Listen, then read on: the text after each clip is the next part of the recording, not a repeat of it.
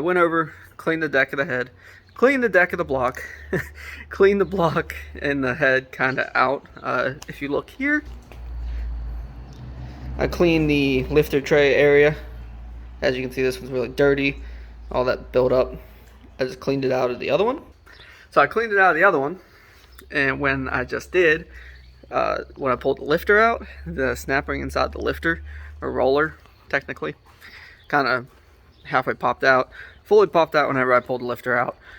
So put that back together, soaked it in oil, and my lovely, lovely pupper, yes, you, Colt. What you doing? Anyways, he had to come over and say hi while I was sitting down. Spilt all my oil, but I had one soaking in some oil. And now I just have to put these in the lifter tray. Thanks, pup. And no, get out of there. Get out of there. So now I just have to put those back in the lifter tray. Put them in the head. The lifter tray bolt. I think it's an 8mm. It is. Get out there. It's a 8mm.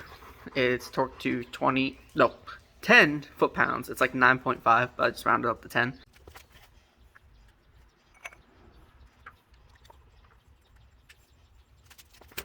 Now go to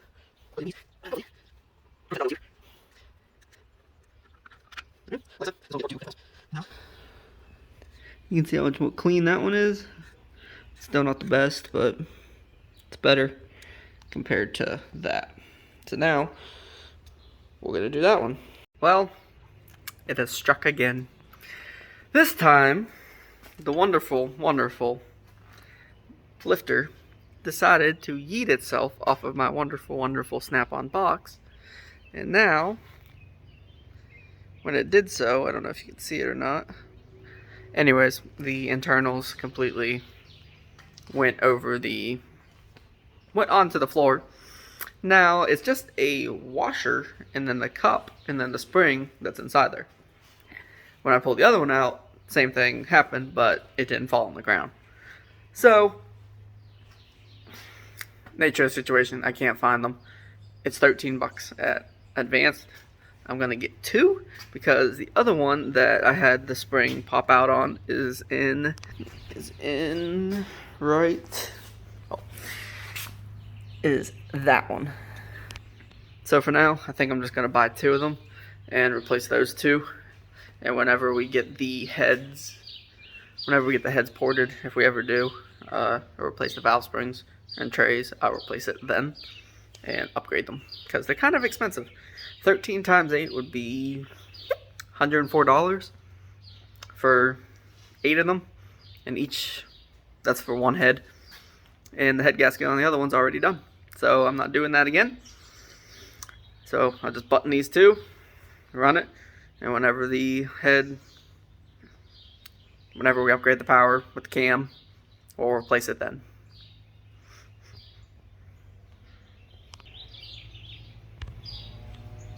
Cool. Actually, since she's home, advanced and got 2 new lifters soaking in oil. So now that those are soaking in, we'll put them into the, I guess you could say, the guide trays and put them in. We bought 2 since the one I kind of rebuilt already, so we'll have to pull that out and put the new one in, but that takes 2 minutes. And then the head goes back on. Doing the original one, and we replaced number 2. That one's already in, and she's going to torque it. Make sure you're ready, tighty. Did you flick this back? Mm-hmm. Okay. Wait, how'd you get it to... Just put your fingers on the bottom and hold the socket. That's not working. It won't turn! Go. You have to squeeze the socket. You can't just squeeze it with your finger. Wait till it says 0. Okay. 10 foot-pounds, or 9.5 technically. Squeeze the socket, love. Now turn it. Oh! So go slow. Go slow. You can over torque it and break the plastic. So go slow.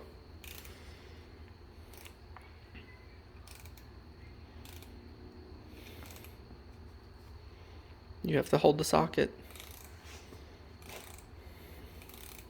10 foot-pounds is like, so you have to hold. There you go.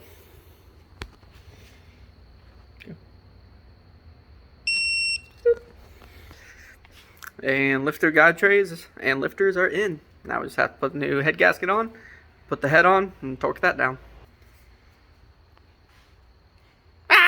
Every single video makes the same transition and we do this, because I try to get you in the shot. Alright, so make sure that you take some brake cleaner and spray down a rag and then clean the surface. Like, see how I missed some there? Yeah. Alright, so same thing as before. Make sure that if it's going to be sitting for a while, you lube it up. Again, we're using Valvoline VR1, and all we're doing is just giving it a good old and so the PG rated show, and just get the cylinder wall. I'm just lubing up the cylinder walls so it doesn't rust, doesn't oxidize, and upon first start it won't be really dry.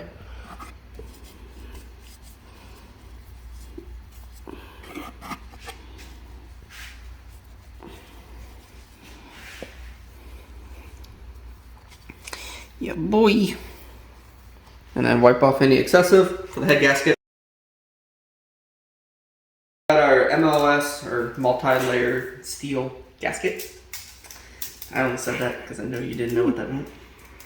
And it's really important to line up all your coolant ports with each other, because you can't get them wrong. They are directional. Since the other head's on, this one's kind of self-explanatory. And then since that's all lined up, come over here. Just go over the holes. Make sure all these holes are lined up and everything. Make sure your coolant for your thermostat is lined up. And that's really it. Now we just put the head on.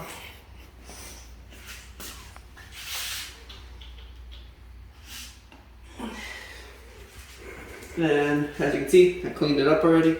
So now I have this backwards. Without dropping it. Go ahead and put your head on. Should line up on the dowel pins if you had dowel pins. And then we're going to put in the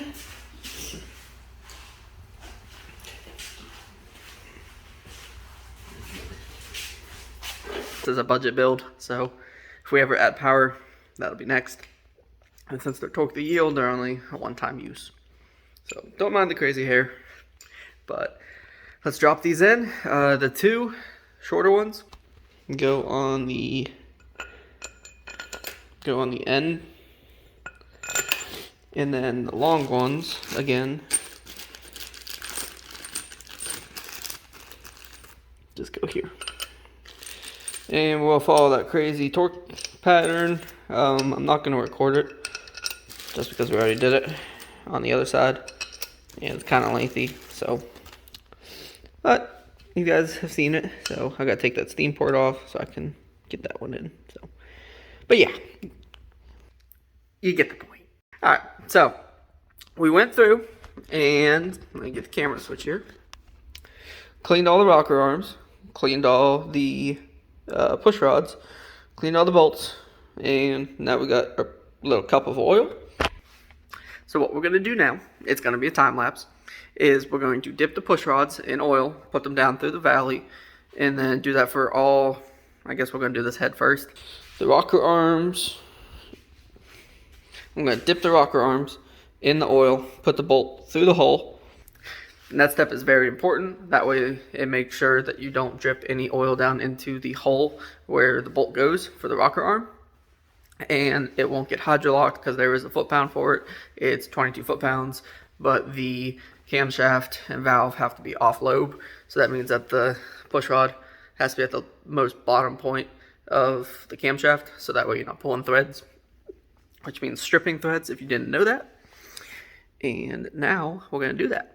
Also, we have, I wish Valvoline made this. I almost bought Valvoline just general grease, but the whole point of assembly lube, which, thank you Lucas Oil Products, the whole point of it is to go on to a point where, since this engine's not going to be running probably for almost a year, hopefully not that long, but we're going to put some on the bottom of these tappets, and that way it doesn't just run off like oil would.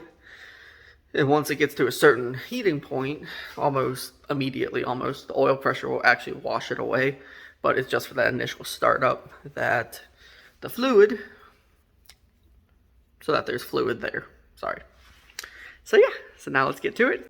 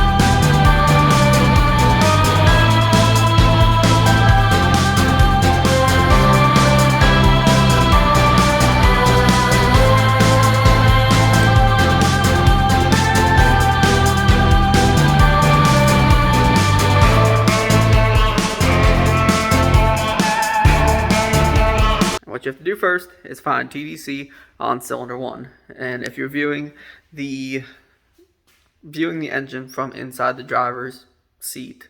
So bank 1 would be bank 1, bank 2. And then you have to find cylinder 1. So cylinder 1 will be the front left if you're viewing it from in the car. After you do that, you have to have all the push rods in. You have to get Tdc compression on cylinder 1. And the way you can tell that is kind of really simple. You would have to have you have to think of it as 4 different parts. So you have intake, piston coming down, you have compression, you have power, and then you have exhaust. During the intake, your piston is going to be coming down and your intake valve is going to be open. During compression, your exhaust and intake valve are going to be closed. So rotate the engine by hand until you have both intake and exhaust valves closed, which right now they're both all the way down. And then once you get that done, you can follow the sequence. It's kind of complicated. Look it up because it's complicated. First, what you're going to do, I have it written down on a piece of cardboard. So you're going to get compression stroke, cylinder number 1, and then you're going to tighten exhaust rocker arm 1, 2, 7, and 8 at 22 inch-pounds. And then you're going to tighten intake rocker arm 1, 3, 4, and 5 at 22 foot-pounds. Rotate the crank 360 degrees. Tighten exhaust valve 3, 4, 5, and 6 at 22 foot-pounds. And then intake 2, 6, 7, and 8 at 22 foot-pounds. And then it'll be torqued.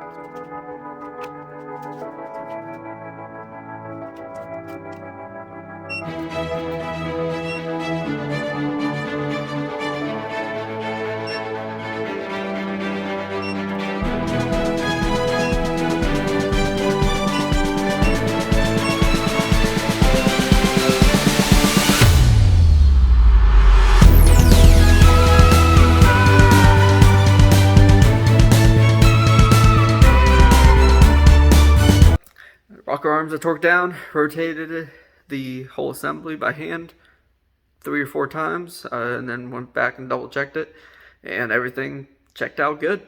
So that part's done. Next is oil pump and timing cover, and then we just have to buy the conversion oil pan and drop the trans and put it in.